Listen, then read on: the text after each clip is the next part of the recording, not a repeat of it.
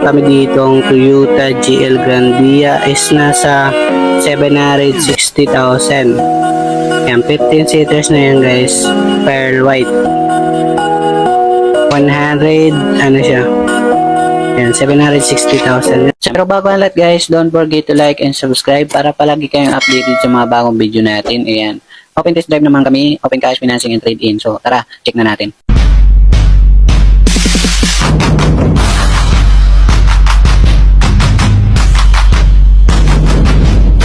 Okay guys, yan para sa mga naghahanap ng mga second-hand car. Marami tayo ditong pagpipilian. Meron dito sa Cubao, Quezon City, and Antipolo Warehouse. Okay, so subscribe nyo na ako dyan para sa mga baguhan. Para sa mga bagsak presyo. Kami ditong Toyota GL Grandia is nasa 760,000. Yan, 15 seaters na yan guys.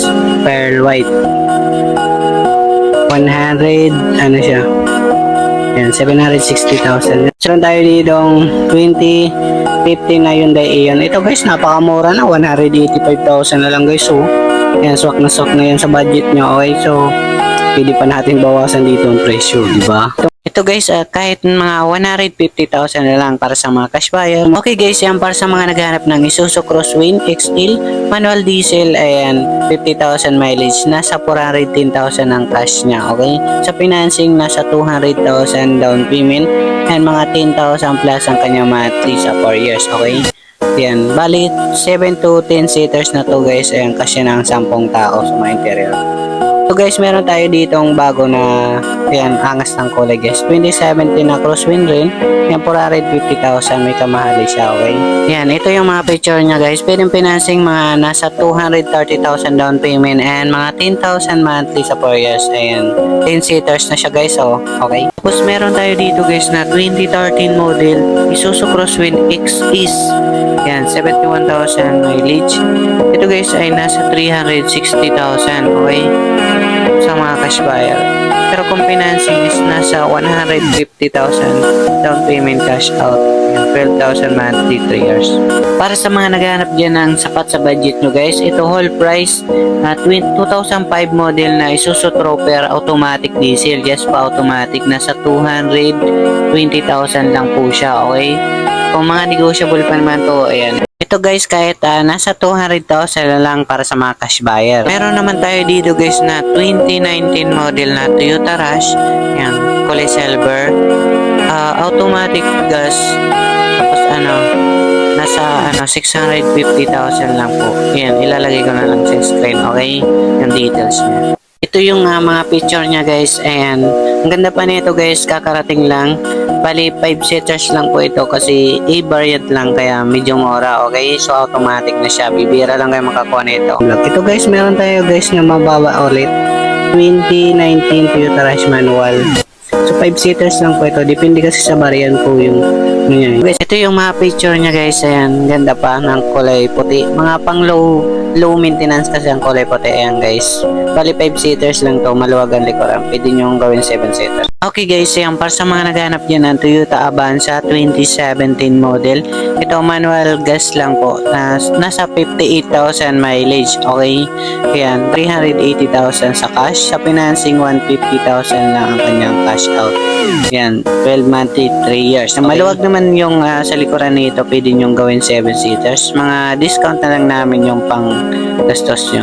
Okay, so, ayan, nasa 380,000 sa cash. Sa play 5 seaters lang po ito. Malinis pa ito guys, yan. Goods na goods pa naman ang condition nito.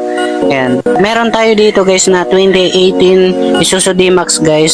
Yan, 4x2 lang siya, manual diesel, is nasa 680,000. Yes po, 680,000 lang siya.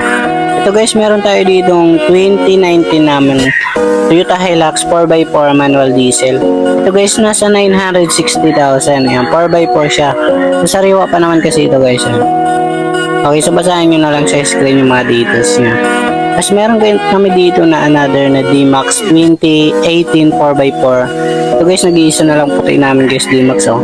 800,000 4x4 manual diesel, okay? Ayan, ilalagay ko na lang sa mga screen yung mga details niya. Ito guys, meron tayong 2021 na D-Max ulit 20 manual diesel 4x2 lang po siya. Ayan. Okay, so nasa 940,000. So guys, meron tayong 2019 naman na Hilux manual diesel. Ito 4x2 lang po ito guys. Tapos ang presyo niya nasa 850,000. Yan, 850,000 lang. Yun yung plate number niya. 4x2 lang siya, okay? Tayo sa Subaru 2014 model automatic guys. Subaru yan, 580,000 lang, okay? So guys, meron tayong 2018 Nissan NV350. Ito 730,000 lang, okay? Yan, 730,000 lang 2018 namin NV350. Mababa na rin to, 2023 model Star Diesel. Yan, automatic, okay? Yan, nasa ano na lang siya. 780,000. Yan, 780,000 na lang. Ilalagay ko naman sa screen. Meron kami dito guys na Toyota Altis. Yan, 2019 model automatic syempre. Is nasa 730,000 na lang. Yan, okay. So, 730,000.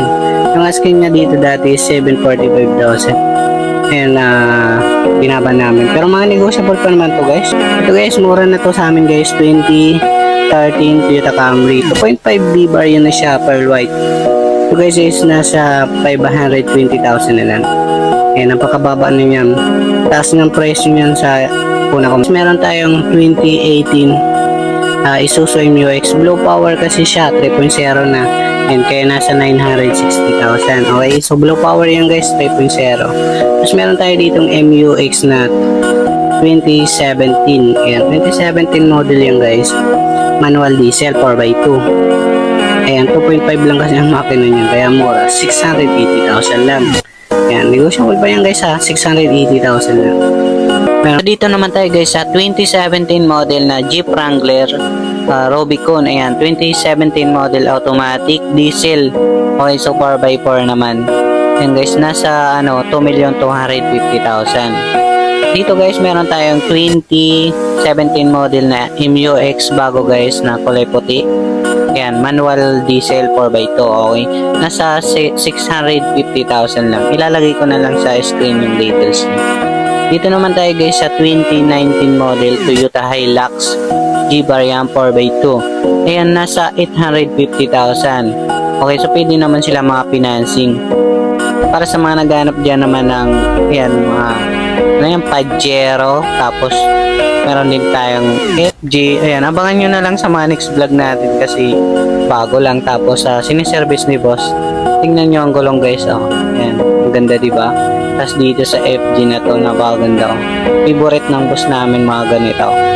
Okay, so tingnan nyo dito yung gulong guys. Ayan. Ayan, diba? Magkamags na rin siya. Okay. Tapos meron tayo dito guys na 2015. Ayan, Ford Ranger ulit. Kulay pula. Ang ganda guys, oh. Ayan.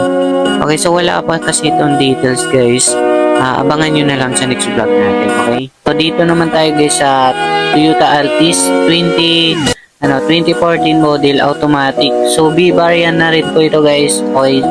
Yan, B-bar yan. Black na black siya guys. So hindi siya, para hindi siya sa dumihan. Okay. So nasa lang po ito. Nasa 530,000 sa mga cash buyer guys. So dito naman tayo guys sa 2018 model na Lexus hybrid na ito guys. Ayan, mga kasi ito luxury car guys na mga SUV is nasa to 2,550,000. Tayo sa Antipolo Warehouse. Dito naman tayo guys sa Antipolo Warehouse. Okay, so dalawa kasi yung warehouse namin sa Cubao, Quezon City. Yung isa is ito sa Antipolo. Ito guys, meron tayong Toyota Vios 2024 model. Ito guys, sobrang binaba na namin ito guys. 9,000 lang ang mileage nito. Check natin yan. Pakita ko sa inyo. Ayan.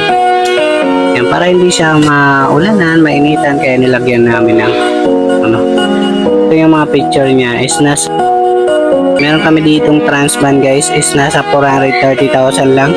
2018 model. Ayan, bali 50 seaters na siya. Good running condition yan guys, okay. Ito guys, meron tayong 2016 Toyota Hilux. Ito guys is nasa 600,000 lang. Okay, so may takip na siya guys, oh. Tapos dun sa likuran, meron kami ditong Toyota Hilux pa na 2019. Ayan, nasa 660,000. Okay, so mga 4x2 lang po sila. Ayan, mura lang yan sa amin guys. Dito na tayo pala sa L300. 2022 model na L300 guys. Yan, basahin nyo na lang sa screen kasi kalimutan ko yung presyo nito. Okay, so ito guys, meron tayo ditong 2016 model. So guys, nasa 460,000 na lang. Ayan, mababa na yan guys, 2016. Dual aircon na kasi yan. Sa mga cash buyer naman guys, yan, nasa 310,000 na lang po siya. Okay, yan. Yan yung details niya guys. Okay, so yung mga negotiable pa naman dito kung mga cash buyer kayo. Pwede naman dito guys, mga test drive. So yun natin guys, pwede po siyang financing. Nasa 84,000 lang ang kanyang cash out. Okay, sa down payment. Para sa mga cash buyer, yan, 210,000 na lang po siya. Okay, yan, nasa 7,000 ang kanyang monthly.